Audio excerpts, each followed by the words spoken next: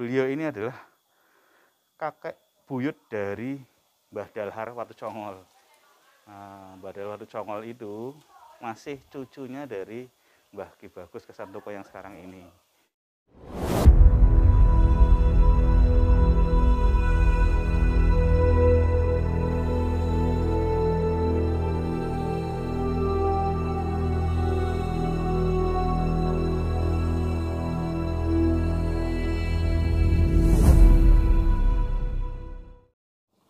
Akses menuju makam bisa dilalui oleh kendaraan roda 4 maupun bis berukuran sedang dan sediakan juga parkiran yang sangat luas. Kyai Haji Raden Bagus Kasantoko adalah seorang pangeran putra dalem Sunan Amangkurat III yang pada masa kecil bernama Raden Bagus Kemuning.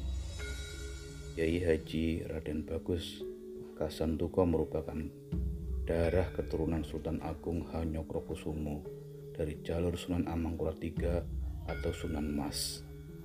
Oleh karenanya, sebagai keturunan raja, nama Kasantoko diberi gelar dengan sebutan Raden Bagus. Asal-usul penamaan dusun Senuko sendiri berasal dari nama beliau Hasan Tuko atau Santuko, dan dalam lidah Jawa lebih enak mereka menyebutnya dengan Senuko. Beberapa tahun yang lalu belum ada musola ya. Pada tahun 1755 Masehi terjadi perjanjian Giyanti antara Sunan Pakubuwono III dan Pangeran Mangkubumi yang intinya adalah pembagian wilayah Kerajaan Mataram, Surakarta menjadi dua, yaitu Jogja dan Surakarta. Dalam kegoncangan politik ini, Kyai Haji Raden Kasantoko memilih untuk menyendiri bergabung dengan masyarakat biasa. Dulu dipakai Raden Kasantoko untuk wudhu sama mandi dulu sini. Ini airnya dari dalam tanah ini ngalir terus. Jadi jernih, nggak pernah keruh. Dari dulu, tahun dulu itu nggak pernah kering.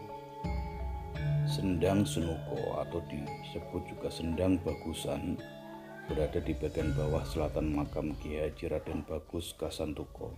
Sendang ini berukuran sekitar 400 cm kali 500 cm. Dinding sendang sudah terbuat dengan semen dan batu bata. Menurut sumber dari masyarakat setempat, Sendang Bagusan ini dulunya merupakan mata air yang sering digunakan untuk berwudu Kyai Haji Raden Bagus Kasantoko sebelum menjalankan ibadah sholat. Kini air sendang banyak digunakan untuk keperluan sehari-hari masyarakat.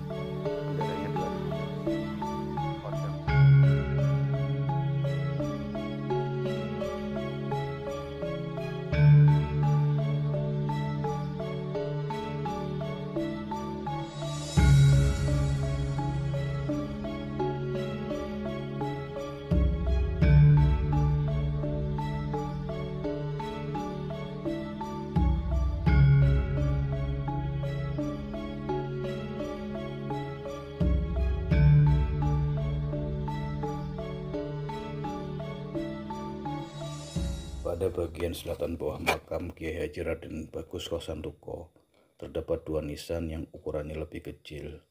Menurut masyarakat setempat bahwa dua makam ini dipercaya sebagai pengikut atau santri dari Kyai Haji Raden Kasantoko. Menurut penerawangan batin saya, kedua makam ini dihuni oleh dua orang laki-laki yang bernama Ki Sentono dan Ki Roni. Atau siapa, beliau masih ada sangkut paut dan keturunan dari Sultan Agung Hanyokrokusumo Rajakus Sultan Mataram. Jadi masih keturunan Sultan Agung, artinya beliau itu masih keturunan Brawijaya V. Dari sisi ayah, dari sisi ibu beliau masih keturunan Sunan Giri. Nah, kalau dari ayah dari Brawijaya V. Nah, ini Amangkurat I, Amangkurat II, Amangkurat III. Beliau lah ini sebetulnya pangeran Amangkurat IV sebetulnya. Nah, beliau memilih meninggalkan istana untuk berdakwah di sini tuh, beliau senang di sini. Nah, tempat beliau dimakamkan itu dulu pendopo, tempat beliau mengajarkan ilmu agama kepada masyarakat sini. Nah, inilah beliau di sini, inilah beliau. Nah, beliau ini adalah kakek buyut dari Mbah Dalhar Watu Congol. Nah, Mbah Dalhar Watu Congol itu masih cucunya dari Mbah Ki Bagus Kesantoko yang sekarang ini, yang di Magelang nih. Mbah Dalhar Walullah, mursyid dari Torekoh Naqsyabandiyah Kholidiyah. Nah ini 1, 2, 3 beliau ini. Amangkurat ketiga yang ini adalah ayah dari Ki Bagus Kesantoko. Amangkurat ketiga ini yang ditangkap, yang berperang sama VOC, kalah, kemudian beliau ditangkap, kemudian diasingkan ke daerah, kalau nggak salah Kamboja, diasingkan keluar lah, kalau ke Kamboja atau Thailand, masih dari Asia. Nah ini beliau memilih tidak melanjutkan kesultanan, dia memilih sebagai abdi dari Allah Subhanahu Wa Taala untuk mengajarkan agama Islam. Keberadaan Kiai Haji Raden Bagus Kasantoko sangat berarti bagi perjuangan Pangeran Diponegoro. Di samping beliau juga termasuk diantaranya pembantu Pangeran Diponegoro adalah Kiai Haji Raden Nur Iman. Dasar dari perjuangan Pangeran Diponegoro sendiri adalah berazaskan panji-panji Islam, bukan dari kalangan kerajaan. Selain menganggap Kiai Haji Raden Bagus Kasantoko sebagai penasihat Pangeran Diponegoro, Pangeran Diponegoro juga mengangkat Abdurrauf, putra dari Kiai Haji Raden Bagus Kasantoko, sebagai senopatinya. Salamullah ya sada minar rahmani yaghsakum ibadallah ja'nakum qasadnakum talabanakum salatullah salamullah ala toha rasulillah salatullah salamullah ala yasin habibillah tu'inuna tughishuna bihimmatikum wajadwakum fahabuna wa'aduna utayakum hadayakum salatullah salamullah ala toha rasulillah salatullah salamullah ala yasin habibillah fala khayar ala yasin habibillah فقوموا واشفعوا فينا إلى الرحمن مولاكم حسن ذا حسن عطا مزايا من مزاياكم حبيب الله السلام عليك يا صاحب المقام Kiai Haji Raden Kasantoko صاحب الكرامة جعلك سعير وعلى مقامك وقف ودعنك شهادة أن لا إله إلا الله وأن محمد رسول الله صلى الله عليه وسلم.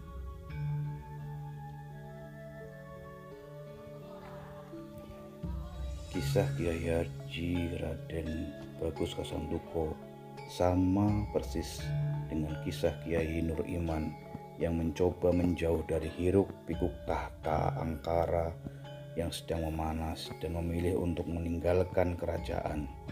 Kaloro dirunut tahunnya, Kiai Haji Nur Iman dan Kiai Haji Raden Bagus Kasantoko tidak jauh berbeda masa hidupnya, seperti kakak dan adik. Meski kalau dilihat dari silsilah keraton, mereka berdua bukan kakak adik.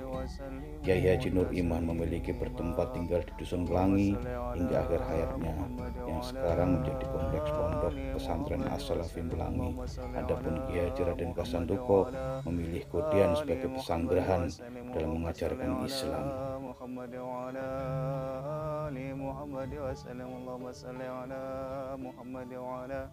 آل محمد وسلم اللهم صل على محمد وعلى آل محمد وعلى محمد وعلى آل محمد وسلم اللهم صل على محمد وعلى آل محمد وسلم اللهم صل على محمد وعلى آل محمد وسلم اللهم صل على محمد وعلى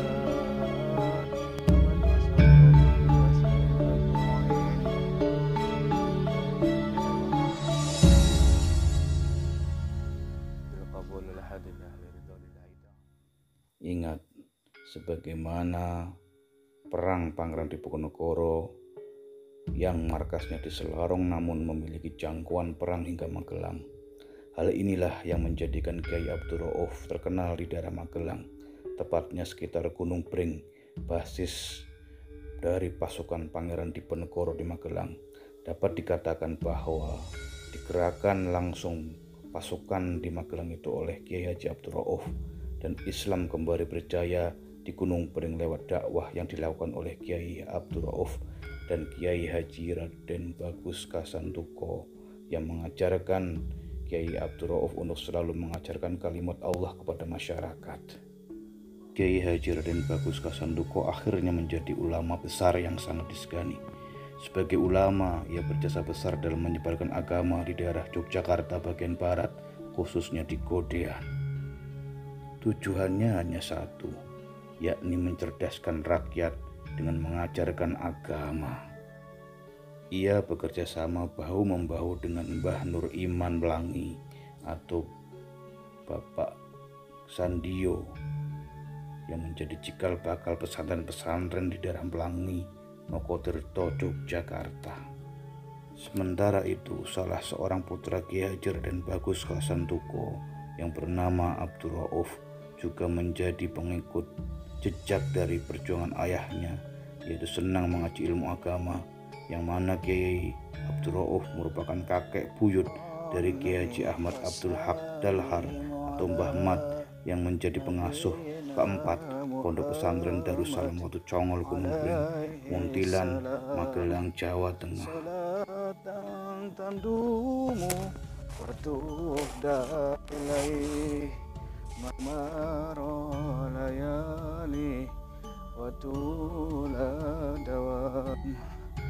Allahumma salli wa sallim ala Nabina Muhammad alaihi salam. Salatan tandumu wa tuhda ilaih mamara layali wa tula dawam. Allahumma salli wa sallim ala Nabina Muhammad alaihi salam. Salatan tandumu wa tuhda ilaih mamara layali wa sallim alaihi salam. Salatan tandumu wa tuhda ilaih mamar layali wa tula dawam. Salli wa sallim ala Nabina Muhammad alaihi salam. Salatan tandumu wa tuhda ilaih ali wa tulad. Allahumma salli wa sallim ala Nabina Muhammad alaihi salam. Salatan tadumu wa tuhda ilaih mamara layali wa tula. Di area makam sudah disediakan lengkap dan fasilitas akan adanya musola, toilet, tempat parkir, tempat wudhu, semua disediakan. Sebetulnya dalam video ini saya sedang mencari bapak yang tadi bertemu dengan saya pada saat awal video tadi. Terkait pada saat saya selesai ziarah, saya melihat bapak tadi berjalan masih di samping toilet. Saya lihat di toilet sudah kosong semua.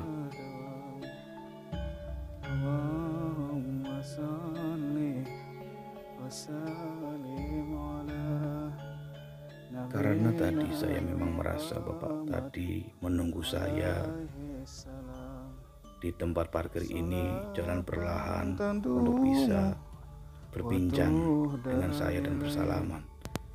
Kemudian saya sadar Bapak tadi berdoa dengan posisi duduk tahiyat akhir, dari awal doa sehingga akhir. Ini yang menjadi saya kagum dengan Bapak tersebut dan mencarinya. Biarlah ini semua menjadi sebuah misteri.